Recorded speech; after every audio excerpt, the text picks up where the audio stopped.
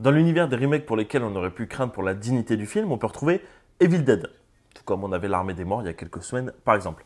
Pour le coup, on a un petit peu de chance parce que Evil Dead, pour moi, c'est un excellent film. Et du coup, on en fait des synecdotes parce qu'il y a pas mal de choses à dire.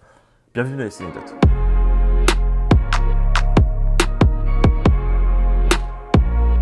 Evil Dead à l'origine c'est le petit bébé de Sam Raimi et du coup l'idée d'un remake elle lui est venue à lui en fait directement. Il avait envie de remettre au goût du jour son film avec un S et un F majuscule parce que il trouvait que ça commençait à faire vieillot, que les effets spéciaux vieillissaient et il avait besoin d'un vent de fraîcheur selon lui. C'est lui qui a personnellement découvert Fede Alvarez avec son court-métrage Panic Attack sur YouTube. Donc Fede Alvarez c'est un mec qui vient de YouTube, comme quoi rien n'est impossible. Du coup Sam Raimi apparemment il a fait un bon choix parce que pour moi c'est un excellent film. Et évidemment Bruce Campbell et Sam Raimi sont producteurs du film, mais Bruce Campbell explique que le plus beau cadeau qu'il pouvait faire à Fede Alvarez sur le tournage, c'était de ne pas être sur son dos. Donc il a eu carte blanche et liberté créative totale, ce qui est plutôt rare pour un remake aussi attendu qu'Evil Dead, je pense, surtout quand il y a le papa du film original qui traîne dans les parages. En gros, la seule manière dont ils intervenaient, c'est en donnant des indications et des suggestions à Fede Alvarez. Et parfois il les écoutait, parfois non. Et au final, c'est pas plus mal d'après Bruce Campbell et Sam Raimi. Je sais pas si c'est une manière de dire qu'au final, il a refusé tout ce qu'il lui proposait ou pas.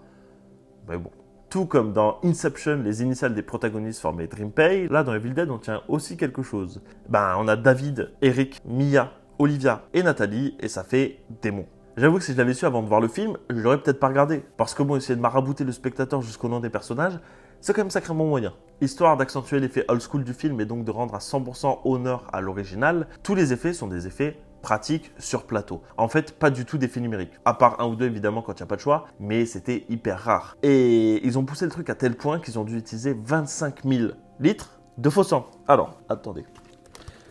Ça, c'est une bouteille d'1 litre. Donc, imaginez 25 000 bouteilles, comme ça.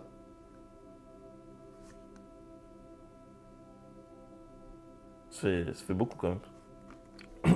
Oula, c'est moi qui me transforme en démon là. Qui dit effet pratique dit forcément prothèse. Et d'après les acteurs, c'était galère de gérer les mouvements pour les déplacements, en plus des prothèses, des caméras et surtout de faire semblant d'être possédé. Bah tu m'étonnes.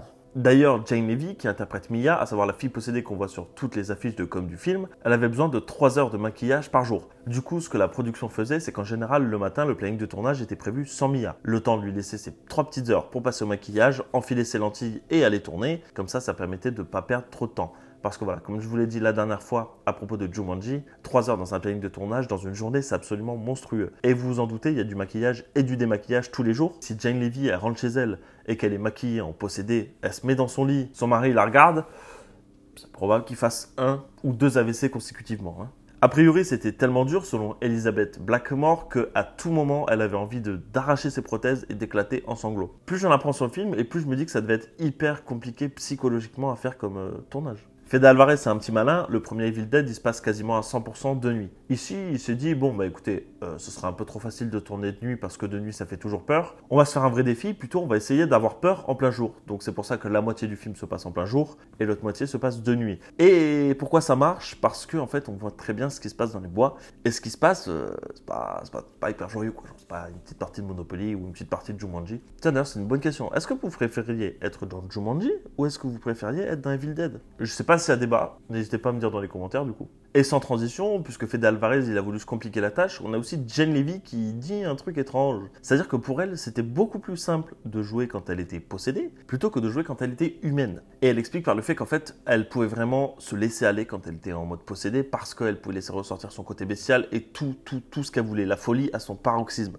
Et c'est vrai qu'elle l'interprète monstrueusement bien d'ailleurs, mais quand elle était humaine, c'était beaucoup plus dur, parce que là, il fallait des émotions. Donc est-ce qu'elle n'a pas d'âme ou pas de base? Je sais pas, il faudrait lui demander. Dans le Evil Dead original, on a une scène avec les fameux arbres violeurs et à la base elle n'aurait pas du tout dû être dans ce film.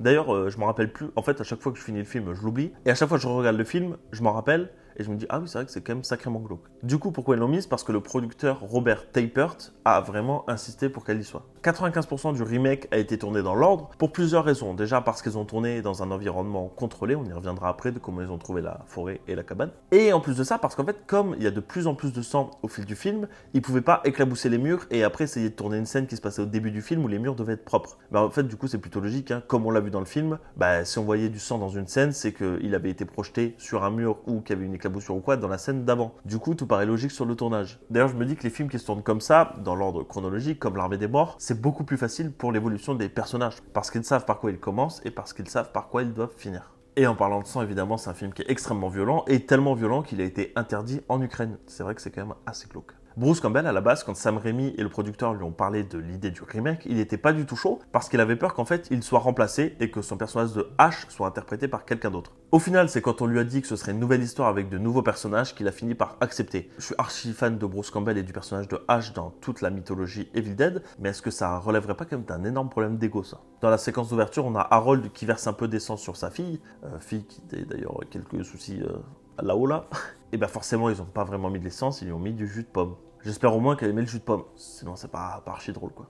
À la base, les plans ils étaient totalement différents, c'est-à-dire qu'on aurait dû avoir l'Armée des Ténèbres 2, à savoir la suite d'Evil Dead 3 avec Bruce Campbell. Ensuite, on aurait dû avoir l'Armée des Ténèbres 3, du coup dans la chronologie ce serait Evil Dead 5. Et cette fois-ci, le personnage de Mia serait introduit sans Bruce Campbell. Et ensuite, on aurait dû avoir un 6e film avec un duo entre Mia et Ash. Et malheureusement, Universal n'a pas voulu produire l'Armée des Ténèbres 2, c'est donc là que les plans ont changé. Selon Fede Alvarez, il existe une version longue d'Evil Dead qui a été diffusée à la télé en janvier 2015, mais seulement la télé britannique et une seule fois. Fede Alvarez, il a fait une version longue de son film, qu'il a diffusée une seule fois, et plus jamais personne ne l'a revue. Si ça, c'est pas une œuvre du démon, je sais pas ce que c'est. Hein. Peut-être qu'ils ne l'ont pas aimé, peut-être qu'elle était trop violente ou quoi, mais en tout cas, les Britanniques qui étaient devant la télé ce jour-là, ils devaient être bien contents. À la base, Gillian Jacob, elle a auditionné pour le rôle de Mia, mais elle a perdu contre Lily Collins. Et Lily Collins, elle a dû abandonner suite à des problèmes familiaux, et du coup, c'est Jane Levy qui l'a remplacée. J'avoue que j'ai le seum parce que j'adore Lily Collins et j'aurais bien aimé la voir dedans. Le film a été tourné sur un total de 3 mois, ça a commencé le 11 avril et ça s'est terminé le 12 juillet. Il y a eu 40 jours aux États-Unis et tout le reste en Nouvelle-Zélande. Agnès Bruckner et Tora Beach ont auditionné pour le rôle de Nathalie, mais ne l'ont pas remporté.